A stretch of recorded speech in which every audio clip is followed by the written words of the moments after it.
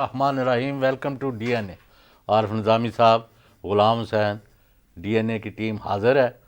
اس کے علاوہ ندیم الحق, یہ پاکستان کے ممتاز ترین اکانومسٹ جو ہیں ان میں ان کا شمار ہوتا ہے, اور کئی حیثیتوں میں انہوں نے کام کیا ہے, ملک کے اندر اور ملک سے باہر بھی بڑے بڑے اداروں میں. تو ان سے ہم بعد میں بات کریں گے.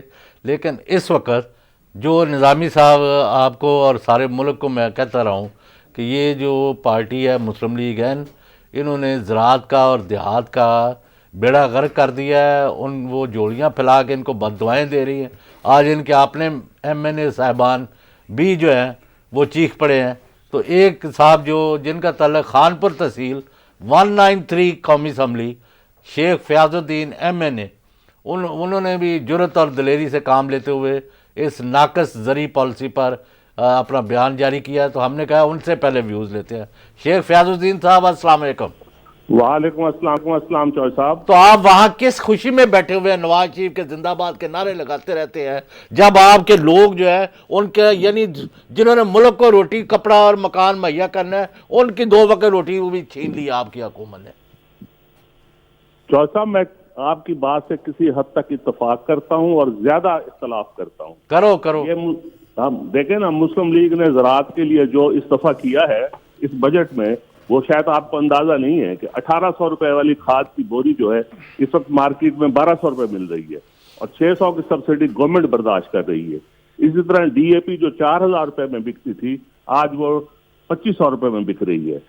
اسی طرح زرعی ادویات پہ گورنمنٹ نے سیل ٹیکس ختم کر دیا.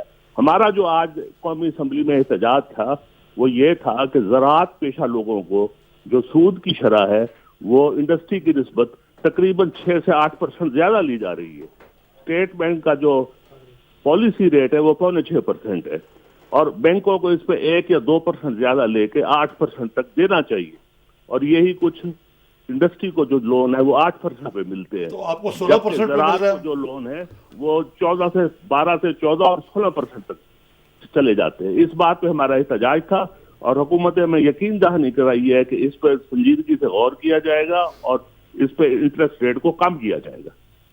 کیوں ڈاکٹر ندیم الحق صاحب, آپ ماہر اقتصادیات ہیں, یہ پالیسی ریٹ میں ایگریکلچرسٹ کے لیے اور بزنس مین کے لیے فرق کی کیا وجہ ہے؟ دیکھیں جی, بینکس اپنے لحاظ سے رسک کو پرائز کرتے ہیں. رسک کو ایسے پرائز کرتے ہیں کہ ان کی جو آگے کو فروخت ہوگی اس میں سے کتنا پیسہ ان کو واپس آئے گا. ایگریکلچر میں ویدر کا ہاتھ ہوتا ہے, ایگریکلچر میں پیسٹیسائڈز کا پرابلم ہوتا ہے, سیڈ کا پرابلم ہوتا ہے, تو obviously بینکس ان کو پرائس اس طرح کرتے ہیں. جو انڈسٹری کی ارننگز ہے اس کے اندر سب سے پہلی چیز ہے وہ ایکسپورٹس کو ہائپوتھیکیٹ کر لیتے ہیں, وہ ان کی کموڈیٹیز کو ہائپوتھیکیٹ کر لیتے ہیں, ان کے پاس کولیٹرل باقاعدہ موجود ہوتا ہے. ایگریکلچر میں کئی دفعہ ان کی زمین کا کولیٹرل ہوتا ہے, پر وہ ٹائٹلز کے جھگڑے ہوتے ہیں اور زمین کو ان کو ریپوزیس کرنے کے جھگڑے ہوتے ہیں, تو اس کی وجہ سے یہ ان کے بینکوں کے, بٹ ان کی بات بجائے ہے کہ بینکوں میں کمپٹیشن کم ہوتی ہے تو اس کی وجہ سے تھوڑا سا وہ ڈسکریمنیٹ بھی کرتے ہیں. اور یہاں تو یہ ظلم ہو رہا ہے ندیم صاحب, اور یہ فیاض صاحب بھی میرا خیال سمجھدار ہیں, بزنس بھی کرتے رہے ہیں. یہ جو اپنے جو یہ مائکرو بینک نہیں بنائے ہوئے, وہ ڈاکہ زنی ہے. 50% جو ہے سود لے رہے ہیں, بہت زیادہ کوئی پوچھنے والا نہیں ہے. یہ 18% یہ دے رہے ہیں. اچھا فیاض صاحب, یہ تو غلام حسن صاحب نے ایک تو یہ آپ کا سود کا مسئلہ ہے, اس کے علاوہ آپ کو اور کیا شکایت ہے؟ مثلاً ایگریکلچر جو ہے اس کی ہمیں آپ سے شکایت یہ ہے کہ ہماری جو ییلڈ ہے, یعنی جو پیداواری ریٹ ہے وہ بہت کم ہے, اور ایگریکلچر جو ہے اس کی گروتھ جو ہے پچھلے کئی سالوں سے 1.8 سے لے کے 3.5 تک ہے, یہ جو بہت ہی کم ہے. اور اس کے باوجود کہ ایگریکلچر جو ہے 21% ہے ہماری مجموعی پیداوار کا. تو اس میں کچھ آپ کا بھی قصور ہے نا کہ آپ نہ کوئی انوویشن کرتے ہیں, نہ کوئی ایسے کراپ لگاتے ہیں, اور آپ دیکھیں بھارت میں کہیں کا کہیں پہنچ گئے وہ ہمارے مقابلے میں. اس کی کیا وجہ ہے؟ نظامی صاحب, میں کروں گا سب سے پہلی بات تو جو ہے جو ہمارے ماہر معاشیات ہیں ان سے میں تھوڑا سا اختلاف کرتا ہوں کہ ریٹ آف ریٹرن جو ایگریکلچر سے وابستہ لوگوں کا ہے وہ سب سے زیادہ ہے. آپ اسٹیٹ بینک کے پاکستان بننے سے لے کے آج تک کے گوشوارے اٹھا کے دیکھ لیں کہ قرضے کنہوں نے معاف کرائے ہیں اور کون ہڑپ کر گیا. وہ سارے انڈسٹری سے تعلق رکھنے والے لوگ ہوں گے یا کاروباری لوگ ہوں گے. جو زراعت سے وابستہ لوگ ہیں وہ اپنی زمین پلج کراتے ہیں اور بعد میں پیسہ لیتے ہیں, اور جو چھوٹا کاشتکار ہے اس کو تو 15 لاکھ سے زیادہ کی इजाजत ही नहीं कर्जा लेने की। एक आदमी जो अपनी जायदाद प्लज करके कर्जा लेता है वो कैसे नहीं उसको वापस करेगा?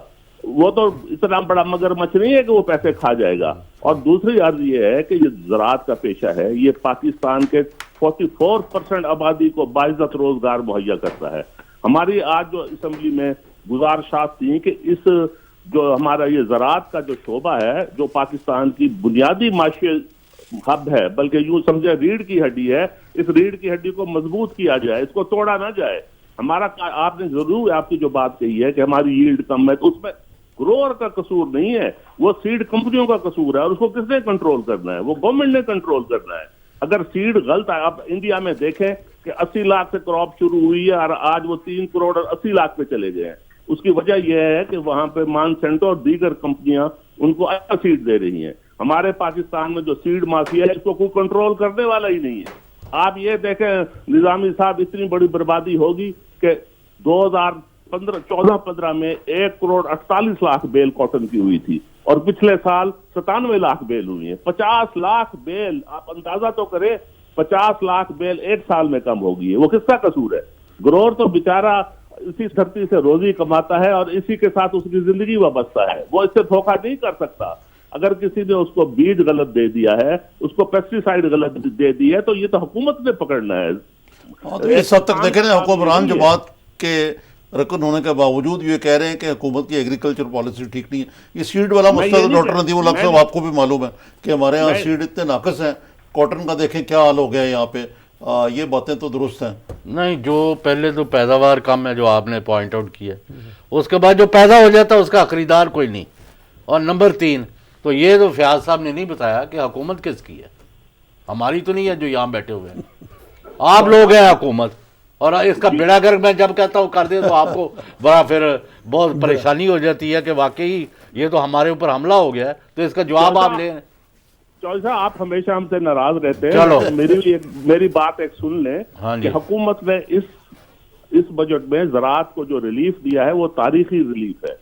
1800 रुपए की बोरी, इस वक्त 1200 रुपए यूरिया खाद की। अच्छा, तो फिर अगली दफा लाहौर आओ तो फिर ताड़े ना 2-2 सब आपको यहाँ स्टूडियो में है तो आपसे लेकिन टाइम देना। अच्छा ठीक है, बहुत शुक्रिया जी, मेहरबानी। क्यों नहीं डॉक्टर साहब, क्या इनके जवाब है? एग्रीकल्चर का हाल हुआ। देखिए जी, बड़ी सिंपल बात है एग्रीकल्चर में। ये इस हुकूमत नहीं, पिछली हुकूमत में ये था। चौधरी साहब, आरिफ साहब, ये आप क्या प्लानिंग करते रहे एग्रीकल्चरल पॉलिसी में? बिल्कुल, मैं आपको बताता हूँ। एग्रीकल्चरल पॉलिसी हमारी हमेशा से एक ही रही है कि, और बल्कि इंडस्ट्रियल भी, हमारी पॉलिसी रिलीफ के, जो उन्होंने बात की, रिलीफ पे जोर नहीं होना चाहिए, जोर होना चाहिए निज़ाम पे, ताकि यील्ड बढ़े। जो आपने बात की, हमारी यील्ड इंडिया से बहुत कम है।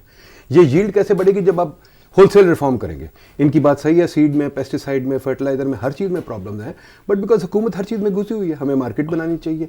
इनके अंदर भी प्रॉब्लम है कि ये एब्सेंटी फार्मर्स काफ़ी हैं। There is a whole change of निज़ाम जो चाहिए। नहीं, इनका क्या कसूर है नदीम साहब जी? आप ये देखें कि यहाँ एक किसान जो है वो 8 मन ले रहा है यील्ड और एक 80 मन ले रहा है। सही। यानी कोई सिस्टम नहीं है, कोई हुकूमत नहीं है, कोई वजूद ही देखे नहीं ना, है। मसलन जहांगीर तरीन साहब जो है, उनका फार्म मैंने देखा है, वो बड़ी इंटेंसिव किस्म की प्रोग्रेसिव बहुत अच्छा प्रोग्रेसिव फार्म है, बिल्कुल सही। वो बाहर से भी माहिर लेके आते हैं, उनको यील्ड मिल रही है। और बाकी जो एब्सेंटी फार्मर्स हैं उनको बिल्कुल नहीं मिल रही। हमें एक निज़ाम बनाना है जहाँ के farming should also be in industry. अच्छा डॉक्टर साहब, ये बताइए आप, ये तो चले एक बात चले, ये एक बात होगी। ये इसाक डार साहब ने बड़ा लंबा एक कल मजमून लिखा जी, और उन्होंने ये साबित करने की कोशिश की कि कोई फिक्र की बात नहीं है। मजमून लिखने की क्यों जरूरत पड़ चाहिए? ये बताने के लिए कि $73 बिलियन नहीं हो गया कर्जा। वो कहते हैं कि बताइए जी नदीमुल हक साहब, इन्होंने क्या किया? क्या है आप बताइए हमारी इकोनॉमी की क्या, what is the state of the economy? देखिए जी, सबसे पहली बात तो मैं ये कह दूं कि मैं ना पीपल्स पार्टी के साथ हूँ ना नून लीग के साथ। तो हमने कब कहा है? नहीं, मैं वैसे पाकिस्तान के कह साथ रहा तो हूँ, है बिकॉज ना। हमारे मुल्क में we are for Pakistan, we are all for Pakistan, but बहुत इंपॉर्टेंट है ये क्लैरिफाई करना, क्योंकि हम लोग बढ़ चुके हैं। कोई कहता है उसके साथ है, कोई उसके साथ है, ठीक है। बटने की तो अब अमेरिका में रिकॉर्ड टूट गया है। दूसरी चीज जो आपने बात की, बड़ी अच्छी बात है कि फाइनेंस मिनिस्टर साहब को लिखने की क्या जरूरत है जी, ठीक है जी। एक हमारे मुल्क में एक और रीत है कि फाइनेंस मिनिस्टर और पब्लिक में झगड़ा रहता है, اور وہ اکانومسٹ کو گالی دیتے رہتے ہیں. اور سبجیکٹ میں فارن منسٹری میں بھی یہی ہے, وہ ایکسپرٹس اور منسٹریوں کا ہمیشہ جھگڑا رہتا ہے, پتہ نہیں کیوں. یہ حفیظ پاشا نے ڈیٹ پہ لکھا تھا, انہوں نے جواب دیا. میرے خیال میں تو میں آپ کے ساتھ بالکل اگریڈ ہوں کہ ان کو جواب دینے کی ضرورت کوئی نہیں تھی. ٹھیک ہے. نمبر 2 جو انہوں نے باتیں کہی ہیں بڑی سمپل سی باتیں, انہوں نے جو وہ درست ہیں باتیں, ان پہ میں آتا ہوں. دیکھیں جی, انہوں نے پہلے ڈیٹا کا ذکر کیا. یہ ڈیٹا سے اگری نہیں کرتے حفیظ پاشا, کی ڈیٹا کے ڈفرینس ہے. یہ کہہ رہے ہیں کہ ہم نے ڈیٹ میں 2013 میں ایک سچویشن تھی, اب 2016 میں ایک سچویشن ہے, 18 میں بہت بہتری ہو جائے گی. اب وہ ڈیٹا کے ایشوز ہیں, ڈیٹا کے ایشوز میں یہ فائنانس منسٹری ہمیشہ یہ کرتی ہے. یہ تو کریڈٹ ذہن ہے اس گورنمنٹ کو کہ اب وہ آثار ہیں کہ جو یہ لوڈ شیڈنگ ہے وہ کم ہوگی, تو پھر ظاہر ہے جب آپ کے پاس پاور ہوگی تو اس سے پروڈکشن ہوگی. لیکن یہ تو ایک آسپیکٹ ہے. لیکن ان کا یہ جو دعویٰ ہے نا, ساگ ڈار ان کے وردی پرائم منسٹر میاں نواز شریف کا, وہ دودھ اور شہد کی نہریں بہا رہی ہیں اور مخالف ان کا بیڑا گر کر رہے ہیں, راستہ روک رہے ہیں, ترقی کے راستے میں روڑے اٹکا رہے ہیں اور یہ سازشیں کر رہے ہیں. یہ کس کے ساتھ مل کے کر رہے ہیں, اس کا آپ سے بھی اور نظامی صاحب بھی جواب لیتے ہیں آفٹر شارٹ بریک.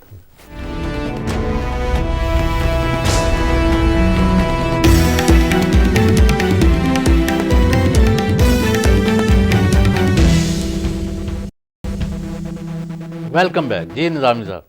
ہاں, تو آپ سے میرا بنیادی سوال یہ ہے کہ پاکستان IMF کے پروگرام سے نکل آیا ہوا ہے. میکرو اکنامک جو انڈیکیٹرز ہیں, مثلا یہ ہے کہ سنا ہے کہ ڈیفیسٹ بہت بڑھ گیا, فسکل ڈیفیسٹ یعنی جو بجٹ کا خسارہ ہے, اور جناب اس کے ساتھ ساتھ قرضے بڑھ گئے ہیں, برآمدات جو ہیں وہ بالکل کم ہیں, باہر سے انویسٹمنٹ نہیں آ رہی. تو حکومت ہماری کہتی ہے, غلام حسن صاحب کہ ستو خیرہ نے, ڈار صاحب نے بھی یہی لکھا کہ ہم بوم کر رہے ہیں, اسٹاک ایکسچینج بوم کر رہی ہے. تو سچ کیا ہے, وچ از اے فیکٹ, سچ کیا ہے یہ میں نے دیکھیے جی, اکانومی کے بارے میں ذرا بات کرتے ہیں. اسٹاک ایکسچینج یس چڑھا ہوا ہے, اور اکانومی میں اس وقت میں یہ نہیں کہتا کہ کوئی بہت زیادہ مصیبت پڑی ہوئی ہے. وہ گروتھ ہماری ماشاءاللہ ٹھیک ہے, کوئی گزارا ہے 4-5% ہے. میرے خیال میں 4-5% گروتھ کوئی بڑا کام نہیں ہے. میں جب پلاننگ کمیشن تھا, میں ہمیشہ کہتا تھا ہماری گروتھ 7 سے 8 ہونی چاہیے, کیونکہ ہمارے پاس بچے بہت زیادہ ہیں اور ہماری پاپولیشن بہت ریپڈلی گرو کر رہی ہے. ہماری گروتھ ترقی کرنے کے لیے ہمیں 6% سے 7 سے 8, 6 بھی بہت کم ہے, بیکاز ہمارے پاس تقریباً 2 سے 2.5 ملین بندے لیبر فورس میں ہر سال آتے ہیں.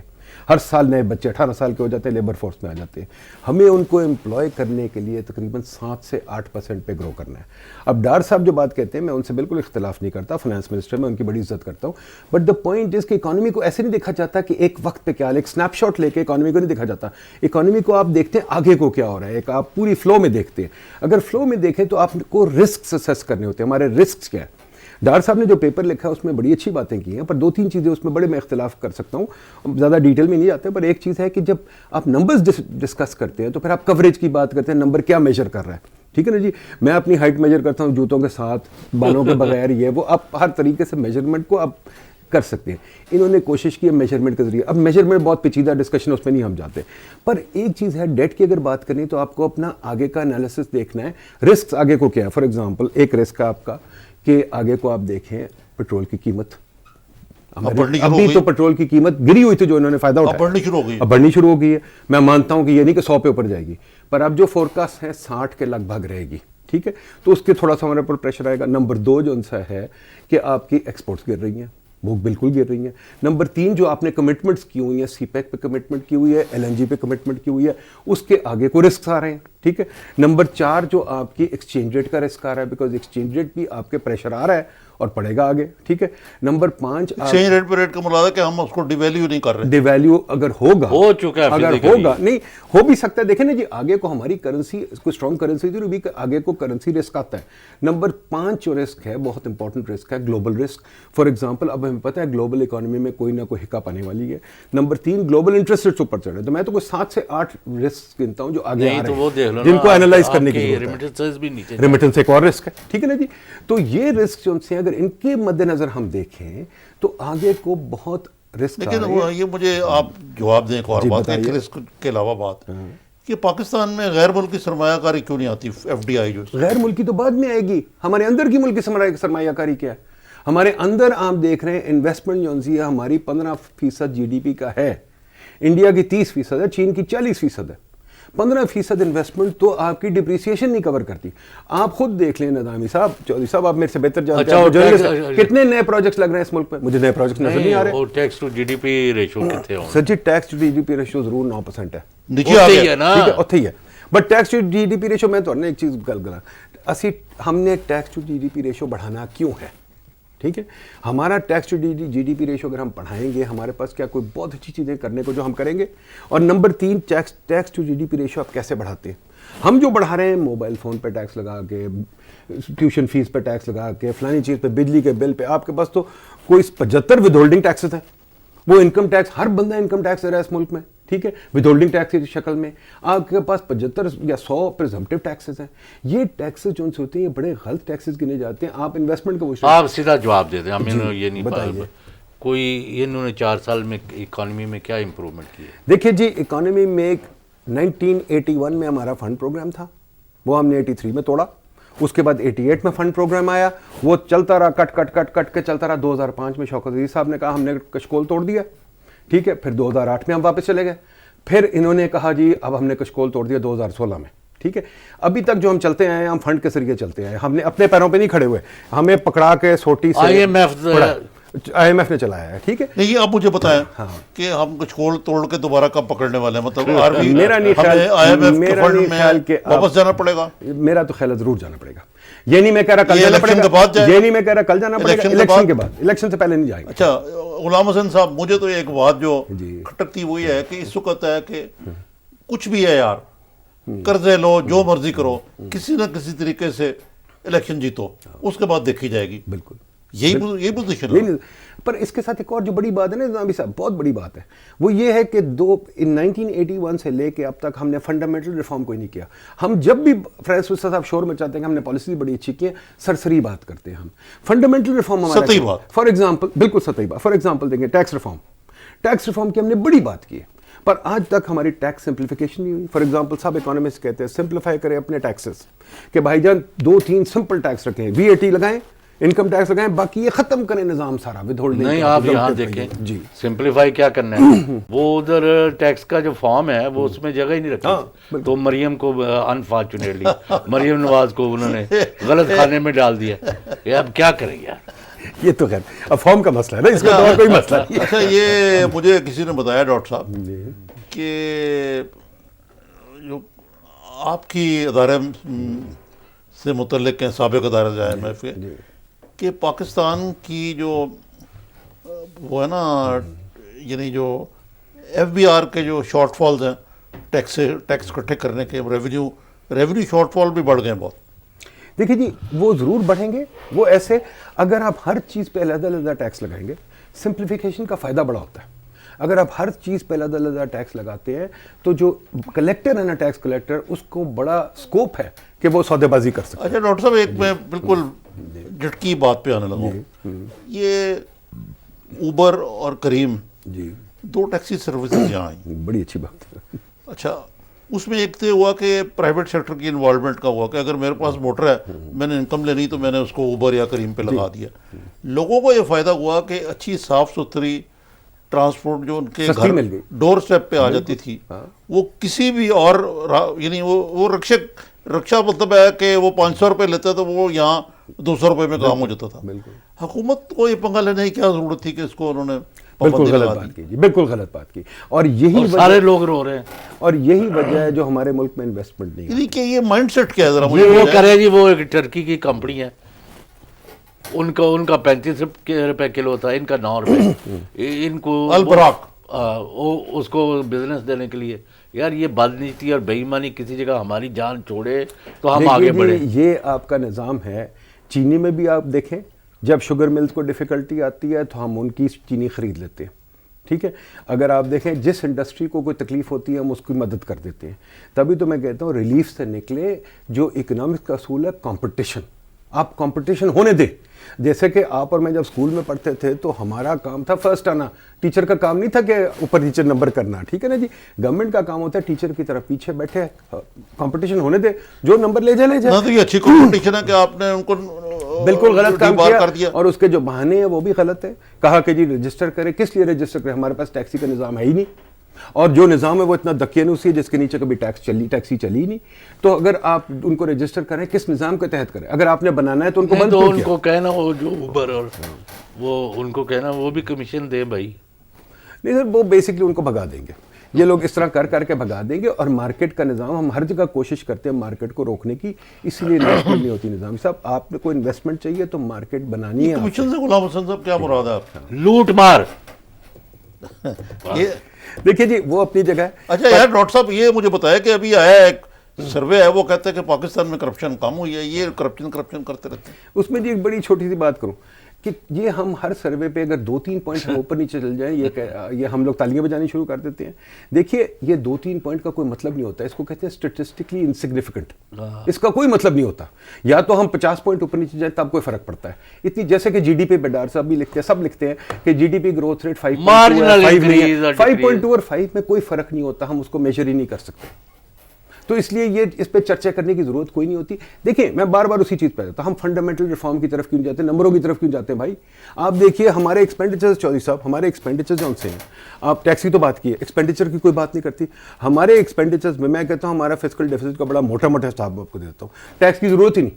2% جی ڈی پی کا ہمارا انرجی میں نقصان ہے. آج بھی سرکولر ڈیٹ 600 بلین کا کھڑا ہے جو دینا پڑے گا. آپ کو چھپا رہے ہیں آپ، کھڑا ہے پر دینا پڑے گا. ٹھیک ہے، اور کتنا پہلے دے چکے ہیں؟ کیونکہ وہ تو ہر سال دیتے ہیں نا. اب 2% جی ڈی پی کا سرکولر ڈیٹ ہے، It's a huge 1% amount. آپ کا یہ جو ویٹ شیٹ آپ خریدتے ہیں وہ ہے، 1% آپ کا اسٹیٹ انٹرپرائز کا، 4% تو یہی وائپ آؤٹ. آپ نے کوئی ریفارم 1200 ارب سے اٹھ گیا نا. آپ نے کوئی ریفارم نہیں کیا ان چیزوں کو ٹھیک. ڈاکٹر صاحب یہ جب تک یہ بنیادی اصلاحات نہیں ہوتی جو باقی دنیا میں ہو چکی ہوئی ہیں بہت سارے ملکوں میں، سب جگہ ہو چکی ہے. یعنی آپ مجھے بتائیں کوئی یہ کیا وجہ ہے کہ خطے میں ہم بنگلہ دیش ہم سے آزاد نکل ہوا گیا، ہے، بالکل. ان کی ایکسپورٹس کہاں ہیں ہماری کہاں ہیں، ان کی ترقی کہاں ہے ہماری کہاں ہے. انڈیا تو خیر بالکل ہی بہت آگے ہے. سوائے افغانستان کے میرے خیال سے ہمارا حال سب سے پتلا ہے. دیکھیے جی اگر ہم ریفارم نہیں کریں گے، اگر ہم یہ چیزیں ٹھیک نہیں کریں گے، فار ایگزامپل انرجی کا نظام آپ نے بات کی کہ جی ہمارا لوڈ شیڈنگ ٹھیک ہو رہی ہے، چلے بجا میں مان لیتا ہوں، تو اس کے بھی اپنی سیزنل پیٹرنز ہوتے ہیں، شاید وہ واپس آ جائے مئی جون تک، کوئی پتہ نہیں، کیونکہ جب بارشیں ہوتا ہے وہ نظام اپنا ہوتا ہے. بٹ اگر آپ کا نقصان ہو رہا ہے بلوں میں، روز نقصان ہو رہا ہے اور آپ آج تک اس کو ٹھیک نہیں کر سکے، تو وہ آپ کو کبھی نہ کبھی اس کے پیسے دینے پڑیں گے. جیسے پہلے آپ نے 500 کچھ دیے تھے، اب 600 کچھ دیں گے، پھر اگلے سال کچھ دیں گے. یہ نظام تو آپ ٹھیک کر لیکن سکتے سی پیک واقعی گیم چینجر ثابت ہو رہا ہے. دیکھیے سی پیک ایک پروجیکٹ ہے اور پروجیکٹ ہونے چاہیے، اچھی بات ہے، ہونے چاہیے، کوئی بڑی بات نہیں ہے، کوئی بری بات نہیں ہے اس میں. بٹ سی پیک پالیسی نہیں ہے. پالیسی اور پروجیکٹ میں فرق کریں، ٹھیک ہے. اور سی پیک نے اگر چین نے ہمیں کوئی فائدہ دیا تو آپ کو پتہ ہے باپ بیٹے کو بھی پیسے دیتا ہے تو سوچ کے دیتا ہے اور کچھ ریٹرن مانگتا ہے. ٹھیک ہے، چین کوئی ہمیں فیور تو نہیں کر رہا، کچھ تو واپس لے گا ہم سے، کچھ تو لے گا نا. تو وہ ہم کیا دینے کے قابل ہوں گے کہ نہیں، وہ بھی ہمیں سوچنا ہے. وہ ڈیٹ میں ڈاکٹر صاحب کو ڈالنا چاہیے اور دیکھنا چاہیے کہ چلیں ہم دے پھر سکیں آپ گے کو واپس. کسی دن ڈاکٹر صاحب بہت شکریہ آپ Thank you جی. کا. آپ نے بڑی کلیئر ہیڈڈلی ساری چیز جو ہے نا بڑی ایکسپلین کر دی ہے، اور اس سے کافی ہمارے بھی چوتھا دپک روشن ہوئے کہ یار بڑے آگے حالات خراب ہیں آنے والے. پر وہ جو $73 بلین پائل اپ کیا ہے اس کا جواب نے دیا نا ڈار صاحب نے اپنے آرٹیکل میں دے رہے ہیں. یہ ہمارے اس کے اوپر آئندہ نسلیں جو ہے پے کریں گی. ڈسکس کرنی ہے کہ عام آدمی کی حالت دار جو ہے اس کا کون ذمہ ہاں دار کچھ تھوڑے سے ہے. کوئی یہ جواب دیتے ہیں آفٹر شارٹ بریک.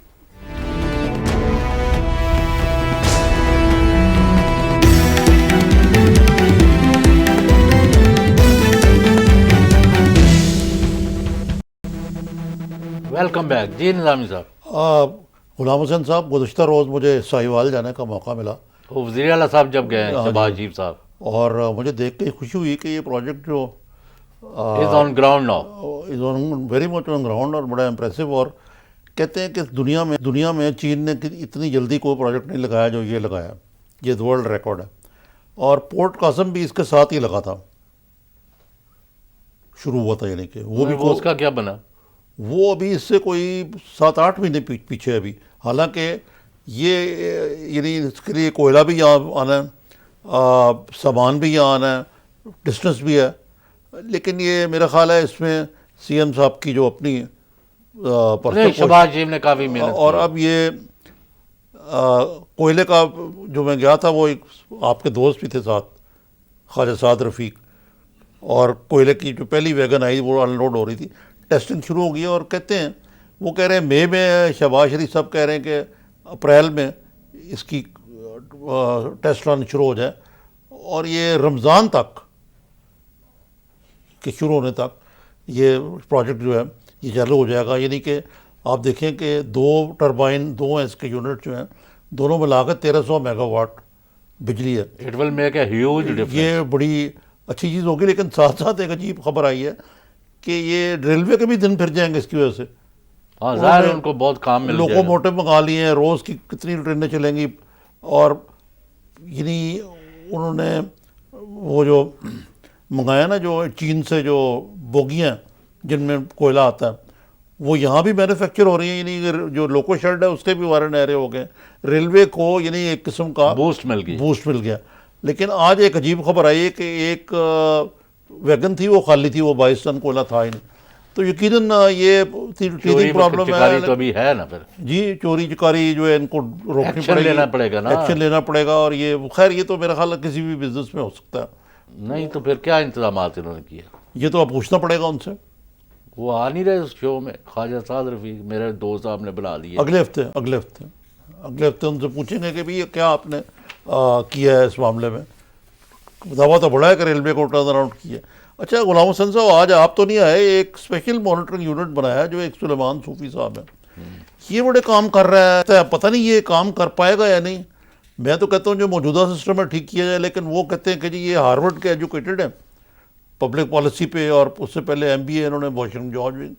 اب اس میں ایک ویمن خواتین کی پروٹیکشن کا ہے, موٹر وہیکل ہے کہ ٹرانزیکشن کا معاملہ انہوں نے بالکل کر دیا ہے. ان رجسٹرڈ وہیکل کریک ڈاؤن ہو گیا, نمبر پلیٹ ایک جیسے ہوں گے. ایک وہ بات کہتے ہیں جو میں ماننے کو تیار نہیں ہوں کہ جی VIPs کی نمبر پلیٹیں بھی ختم کر دی جائیں گی, جو آپ نے دیکھا ہی ہے. اور جو نمبر پلیٹوں کی خصوصی نیلامی ہے وہ بھی بذریعہ کمپیوٹر ہوا کرے گی. دیکھیں آپ, دیکھنے کی بات ہے, مجھے تو نہیں لگتا. نہیں پر اچھے اگر کام ہو رہے ہیں تو ٹھیک ہے. اچھا ایک آپ کے مطلب کا پروجیکٹ انہوں نے لگایا, شہر خاموشاں. اچھا قبرستان بنائے گی حکومت آپ کی. یعنی یہ حکومت جڑی قبرستان کے پہچانا چاہتی جلدی لوگ. یہ ماڈل قبرستان ہوں گے, ماڈل گریو یارڈ, جہاں پہ سب کچھ اسٹینڈرڈائزیشن ہوگی, آپ کو بکنگ کرانی پڑے گی. اچھا یہ پھر ایک جو اچھا کام کرنے لگے اگر یہ کر جائیں, معافی یہ حکومتیں اب گورکنوں کی جگہ لے لیں گی. نہیں چلو اگر, لیکن ویسے قبروں کا ایشو جو ہے نا بہت بڑا ہے. جب کوئی فوت ہوتا ہے تو وہاں قبر کے لیے بھی جھگڑے شروع ہو جاتے ہیں. بھائی میں تو کہتا ہوں کہ چلے یہ بھی کریں, لیکن میانی صاحب یہ جو باقی ہیں ان کو بھی ٹھیک کریں. وہاں بھی کرمنل مافیاز. اچھا پھر ایک اولڈ ایج ہومز جو ہیں یہ بہت ضروری ہے. یہ جو ہیں نا یہ بالکل ڈس یوزڈ یا مس یوزڈ ہیں رادر. تو غلام حسن صاحب یہ تو اس حکومت کی اصلاحاتی پالیسی ہے پنجاب حکومت کی, اور یہ موصوف کہہ رہے تھے کہ میں کوئی تنخواہ نہیں لیتا. اچھا یہ اچھی بات مجھے لگی کہ یہ ایسے اگر آپ جیسے سیلف لیس لوگ جو ہیں کرٹک کو انہوں نے امپریس کر لیا تو پھر کوئی واقعی کام نہیں. میں سچی بات ہے کہ آئی واز امپریسڈ کہ اگر یہ جو کچھ کہہ رہے ہیں اس میں سے اگر یہ 50% بھی کر پائیں تو یہ معجزہ ہوگا. ایک دوسرے سے عوام کا بھلا ہوگا, اور خاص خواتین کی بھلائی. سلمان صوفی کو اکیلے کو داد نہیں ہے, پھر شہباز شریف کو بھی دینی پڑے گی جن کی نہیں ایکچولی وہ ہے نا وہ پچھلے دن صوفی صاحب کو بلا لیتے ہیں کبھی, ہمارے پروگرام میں بھی آ جائیں وہ. تو نہیں کیونکہ وہاں تو سنا ایک ہی میڈیا گروپ کے سارے بندے بٹھائے ہوئے تھے. ہاں زیادہ وہی تھے ویسے. آپ نہیں آئے تو انہوں نے ہونا تھا. میں کلیش ہو گئی تھی. اچھا نہیں اب یہ وہ کراچی کی کیا صورتحال ہے؟ کراچی کی صورتحال جو ہے آپ کو بتاتے ہیں بھی.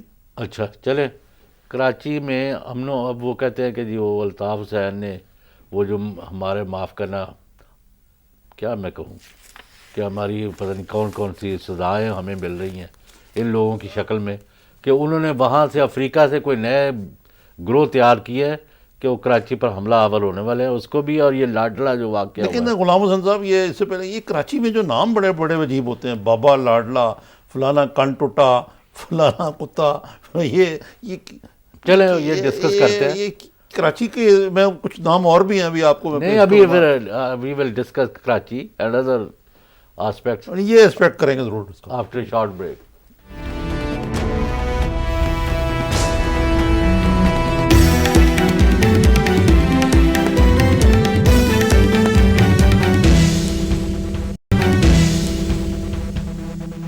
Welcome back. جی نظامی صاحب یہ لاڈلا کیا یہ ہوا ہے؟ یہ لاڈلا تھا ایک زمانے میں پولیس والوں کا نام. اچھا. پھر اس کی کوئی لڑائی ہو گئی, کو جو پہلے ان کا ساتھی تھا عزیز بلوچ, یہ عمان چلا گیا. عزیر بلوچ. عزیر بلوچ, ہاں جی عزیر میں کہہ رہا ہوں. وہ اندر ہے. ہاں اندر ہے. تو اب بابا لاڈلے کے بارے میں کہتے ہیں کہ رینجر بھی زخمی ہوئے ہیں مقابلے میں. یہ واقعی مقابلے ہوتے ہیں وہاں. نہیں, اب جب زخمی ہوئے ہیں پھر یہ مقابلہ ہے. وہ جو ہوتا ہے نا, ہم لے کے جا رہے تھے, وہ اسلحے کی نشاندہی کرنی تھی, اس کے بعد اس کے حامیوں نے حملہ کر کے اور اس کو فائرنگ کر کے اس کو مار دیا, اور جن پر حملہ کیا ان کو کچھ نہیں ہوا. اس کا مطلب ہے کہ جس طرح پنجاب پولیس کا جو طریقہ واردات ہے اس کو مقابلے میں رینجرز کا زیادہ ٹرانسپیرنٹ ہے, آپ یہ کہہ رہے ہیں؟ نہیں, مطلب جب زخمی ہیں انہوں نے کہا نا کہ بندے ہوئے ہیں, تو اس مینس کہ اچھا, ہمارے یہ نام بڑے بڑے رومانوی قسم کے ہیں. بابا لاڈلا جو ہے وہ پکڑا گیا, وہ مارا گیا, اور کوئی جگہ ہے جہاں پھول پتی کہلاتا ہے وہ, یعنی جگہ بھی نام پھول پتی ہے. تو یہ غلام حسین صاحب, ایک بات تو ہے ویسے آپ کو کریڈٹ دینا پڑے گا کہ رینجرز کے ڈی جی بھی چینج ہوئے 2013 کے بعد, ملٹری کی لیڈرشپ بھی چینج ہوئی, بہت کچھ ہوا. لیکن کراچی کی روشنیاں بحال کرنے کے لیے وہاں سے جو بتا مافیاز اور جو کرمنل گینگز ہیں ان کی بیک کرنے کے لیے ایک کنسسٹنٹ پالیسی جو ہے وہ ہماری حکومت کی اور ہمارے سیکورٹی اداروں کی. میں نے کل بھی کہا تھا, آپ بھی کہتے ہیں جلدی بند کرو, نہ کرو سوال. جب آپریشن ختم ہوں گے, نارملسی ریٹرن کرے گی, عام حالات ہوں گے, انتظامیہ اور پولیس اور سیاسی حکومت جب وہ دوبارہ معاملہ سنبھالیں گے کلی طور پر, مکمل طور پر, آیا اس وقت امن ہولڈ کرے گا یا نہیں کرے گا؟ دس از دی کویسچن. نہیں, لیکن غلام حسین صاحب میرا اپنا خیال یہ ہے کہ دیکھیں یہ ایک بہت بڑا بلف ہوتا ہے ہولڈوں کا. جب تک وہاں الطاف حسین کا ہولڈ تھا وہاں پتہ بھی نہیں ہلتا تھا, آپ کو یاد ہے؟ بالکل. آپ کا جو میڈیا ہے وہ سجدہ سہو کر دیتے تھے سارے. الف تھا یہ, وہ بولتے تھے وہاں سے لندن سے, اور سارے پروگرام, اگر آپ کا اور میرا پروگرام چل رہا ہے تو کٹ, جو نہیں کرتا تھا اس کا چینل بند کر دیا جاتا تھا. سڑکوں پہ لوگوں کو اٹھا لیا جاتا تھا, بلڈنگوں کو زندہ جلا دیا جاتا لوگوں کو. یہ سب کچھ ہو رہا تھا. اگر الطاف حسین صاحب ناراض ہو جاتے تھے تو ایک کال پہ سارا شہر کراچی بند ہوتے تھے. اب یہ کوئی نہیں مانتا ان کی بات, میڈیا بھی چل رہا, بہت فرق پڑ گیا. ہڑتالیں بھی نہیں ہو رہی, کراچی کو شٹ ڈاؤن کرنے کی بھی کوئی نہیں. اور سب سے بڑی بات ہے کہ جو -1 فارمولا جو ایک سراب یا خواب لگتا تھا وہ عملی طور پر نظر آ رہا ہے. عملی طور پر نظر آ رہا ہے. اب وہاں پہلے الطاف حسین کے بغیر کوئی, یہ جو ایم کیو ایم کی لابیسٹ ہیں, لابیز ہیں, یہ وہاں سیاست نہیں کر سکتے تھے. اب الطاف حسین کا نام لے کے وہاں کوئی سیاست نہیں کر سکتا. نہیں, لیکن ابھی ریاستی اب ادارے, پاک سرزمین, نہیں ابھی let's not jump to conclusion. ابھی الطاف اور متحدہ ابھی سنونیمس ہے, ایک ہی ہے.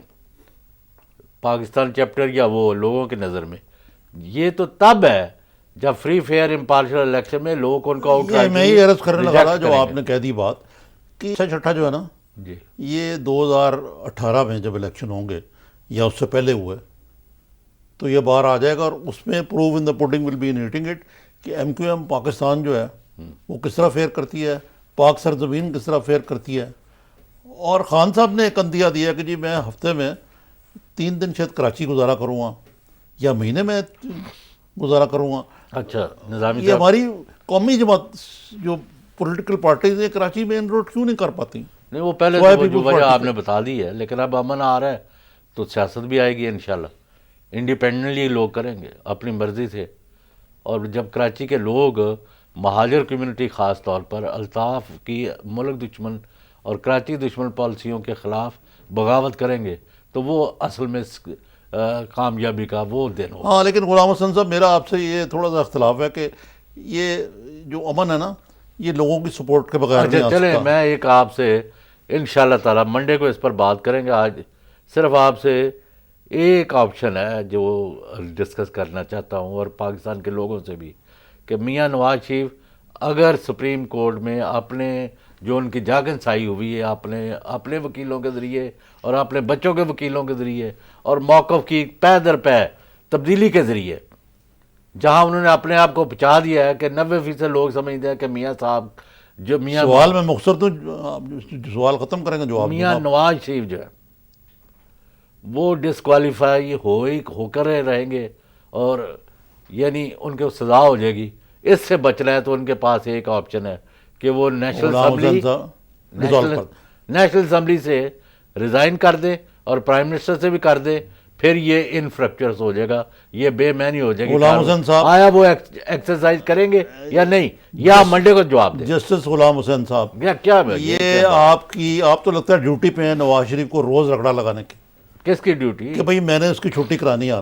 ہمارے پروگراموں سے نواز شریف نہیں جائے گا، سپریم کورٹ کے وہ اپنی فیصلے سے کرتوتا نہ جائے گا نا۔ ہاں، یہ جو ہے نا ایک خاص صحافی جو ہے لٹ لے کے پیچھے پڑ جاتے ہیں۔ کون سے صحافی پڑھ رہے ہیں؟ گورنمنٹ کے ساتھ ہے 90%۔ ایک وہ بیچارہ پناما گیٹ میں سپریم کورٹ فیس کریں، ایک آپ کی عدالت میں میں نے آپ سے سوال کیا، اس کا جواب آپ نے منڈے کو دینا۔ اب میں پیش ہوں آپ کی عدالت۔ ناظرین، آج کا ہمارے پروگرام کا وقت ختم ہوا چاہتا ہے، اور آج کچھ تھوڑی سی ہم نے اکانومی پہ بات کی، اور ماہر اقتصادیات ڈاکٹر ندیم الحق جو پلاننگ کمیشن کے بھی چیئرمین ہیں، انہوں نے جو باتیں بتائیں وہ کچھ تشویشناک تھیں، اس لحاظ سے کہ ہماری اکانومی جو ہے اس خطے میں اس کے جو فنڈامنٹل ہیں، یعنی بنیادی اس کے جو ستون ہیں وہ بڑے ہی کمزور ہیں۔ یہ کوئی اچھی خبر نہیں ہے، اور یہ انہوں نے اسحاق ڈار صاحب کے غبارے میں سے، حالانکہ وہ سیاستدان نہیں ہیں، پھونک نکال دی۔ باقی ہم نے جو بات کی، ایک ہمارے ایک نام نہاد سیلف سٹائلڈ عام چیئر کرٹک ہیں، ان کو بڑی تکلیف ہوتی ہے غلام حسین صاحب کہ جی ہم نے شہباز شریف کی تعریف کیوں کی۔ ہمارا کام کسی کی تکذیب یا تعریف نہیں ہے، جو بات اچھی ہے اس کو اچھی کہتے ہیں، اور جو بری ہے اس کو بری کہتے ہیں۔ اور اگر ساہیوال میں ریکارڈ ٹائم پہ کام ہو رہا ہے یا کچھ اور اچھے کام ہو رہے ہیں تو ہم یقیناً اس کی تعریف کریں گے، اور جہاں جو غلط چیز ہے اس کی تکذیب کریں گے اور تنقید کریں گے۔ ناظرین، خدا حافظ، انشاءاللہ پیر کے روز آپ سے پھر ملاقات ہوگی۔